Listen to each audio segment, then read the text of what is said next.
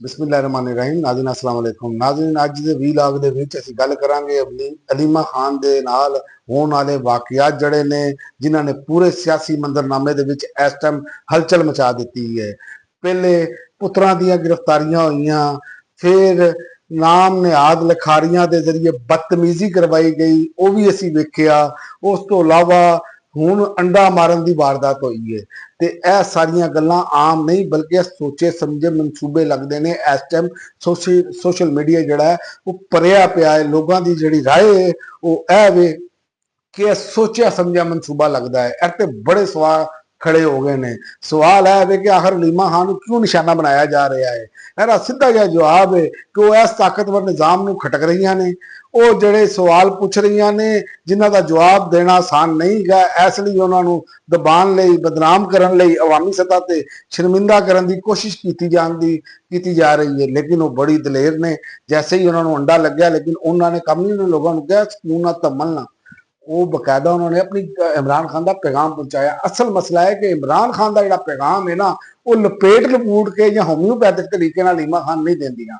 वो जड़ा बयान इमरान खान अंदर दसते ने वो उस तरह ही पैगाम आता है। वरना बैरिस्टर गौहर नाल दे बंदे तो बड़े ने पीटीआई दे विच जेड़े बगैर ना दे जाके मिल आते हैं। वो ऐसे वास्ते मिलन दिता जाता है ना कि उन्होंने पैगाम नहीं देना।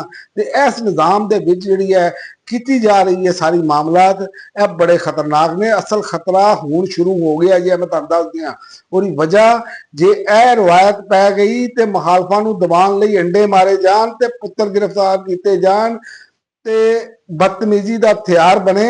तो यह मैं तुहानूं दस दियां यह रवायत हुकूमती लोगों के खिलाफ भी इस्तेमाल होएगी। तुसीं आने वाले दिनों च देखोगे क्योंकि जड़ा बीज है बो रहे हैं इन्होंने वढ़ना पैना जी। और इस तो इलावा मैं तुहानूं दस दियां कि उदों कोई वजीर या लीडर अवाम विच बिल्कुल नहीं निकल सकेगा। ये जो सूरत हाल बना दी है, इन्होंने गल समझ नहीं आती। सानू ये गल याद रखनी चाहिए, इख्तलाफे राय जड़ा है ना वो तुहाडा जमहूरीयत का हिस्सा होंदा है। इख्तलाफ नूं खुले दिल नाल देखना चाहिए। लेकिन इत्थे की है, इत्थे इख्तलाफ नूं बदतमीजी दे नाल हमले करो, दबाओ। यह जमहूरीयत नहीं, यह अमरीयत की निशानी है। लेकिन यह कहते हैं असीं जमहूरीयत जमाता वां। जमहूरी जमाता का हाल देखो कि बिलावल ने कहा असीं डंडे ना 26वीं ऐनी तरमीम मंजूर करावांगे ते बंदे चुके गए। सब ने देखिया कि उन्हें भेड़ बकरियां बनाई गई। बिलावल की भी वारी आनी है तो बाकियां की भी वारी आनी है। इस तो बच नहीं सकोगे। वक्त का पहिया घूमता है, याद रखो, फिर वापस आंदा ही आंदा है। तो जड़ा भी निज़ाम के खिलाफ पैगाम है दिता जा रहा है कि जड़ा भी निज़ाम के खिलाफ बोलेगा उहदे नाल ही सलूक किया जाएगा।